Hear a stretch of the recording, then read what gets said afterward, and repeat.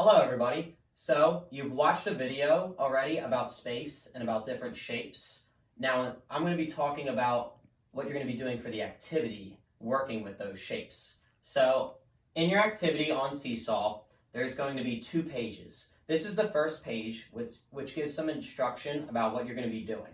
So at the top it'll say, can you find the shapes activity? And then it will go step by step through what you'll have to do to finish this activity. So we're going to talk about step 1. Step 1 says walk around your house and try to find at least 2 items of each shape.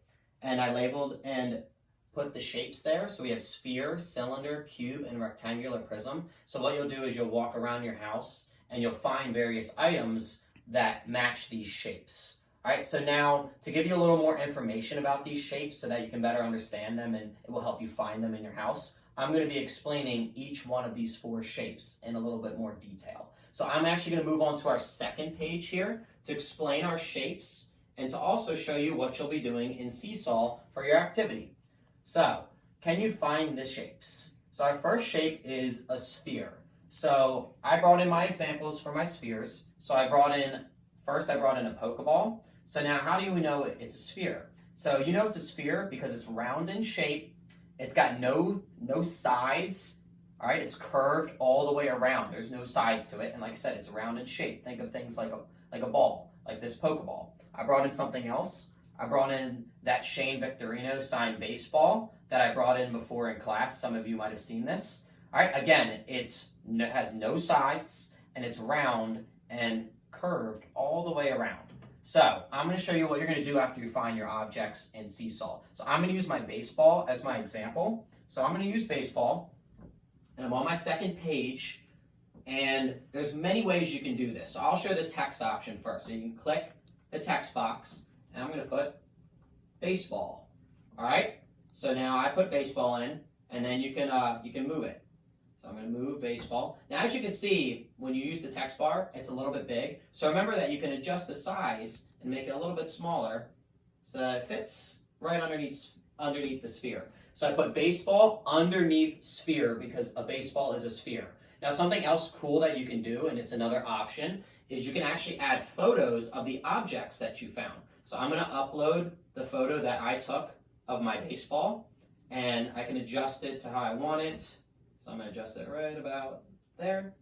All right, I can, again, adjust the size because it's a little too big to fit in that box. And I can move it under sphere.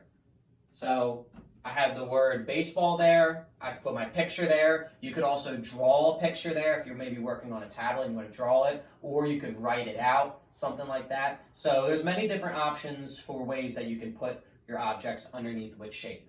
All right, so let's move right along. So we did our sphere. Now we're going to move on to cylinder. So I have my examples of my cylinders. So here's my first example. I brought in a candle. Now as you can see, to know it's a cylinder is the 2 end sides right here and here are both circles. So the ends are both circles, but then the rest of it is all the same length.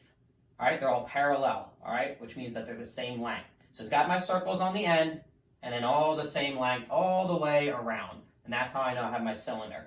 Now, another thing I brought in, and because this can be a little tricky, so same thing, circles on the end, and then the same length all the way around. This is a toilet paper roll. And as many of you know, toilet paper rolls are hollow inside here. All right, so even though they're hollow in there, you got to see the shape that it still makes. It still makes a circle. So I have circle, circle, same sides all the way around.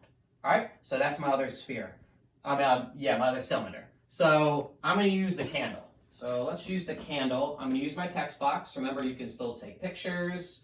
You can draw it, whatever you like.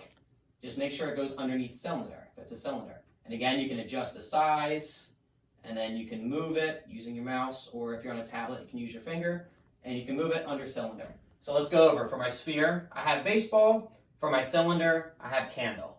All right, now we're going to move to our cube. Cube is probably my favorite one. So I have my dice that I brought in.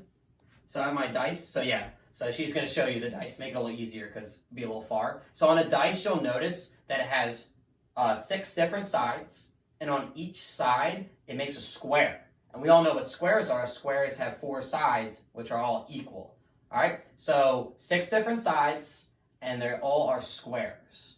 All right, so that's how you know that you have your cube. So under cube, I'm going to put dice. All right, so I put dice. Again, I can adjust the size. All right, maybe even go a little bit bigger. There we go.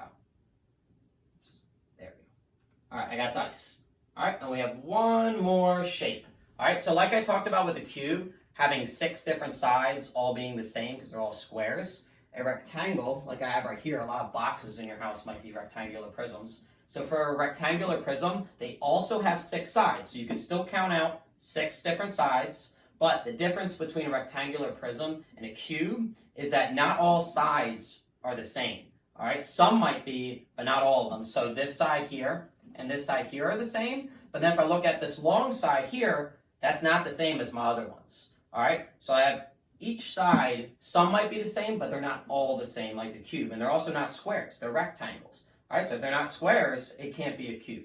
All right, so I have another object I brought in. So here's another one, because this is where it might get tricky, because this side is a square, and so is this side. So these two are the same, and they're squares. But if I look at this side, again, it's another rectangle. So I already know this side isn't the same as this side that's square, because this side's a rectangle. So again, 6 sides, not all the same, and then I got a rectangular prism.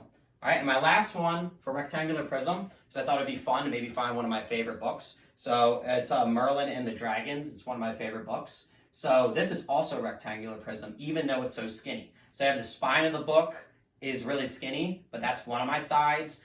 The cover, even though it's big, that's another one of my sides. And then I have sides over here, and I guess how many I have? 6. 6 different sides. All right, and not all of them are the same. So there you go, it's another rectangular prism. And what might be fun for you to do is to go around your house and maybe find your favorite book and then put your favorite book under rectangular prism. So I'm going to real quick put book underneath my rectangular prism. So there's book. Again, I can edit it. And I'm going to bring it right under here. So real quick to go through, we have under sphere I have my baseball, under cylinder I have a candle, under cube I have dice, and under rectangular prism I have book.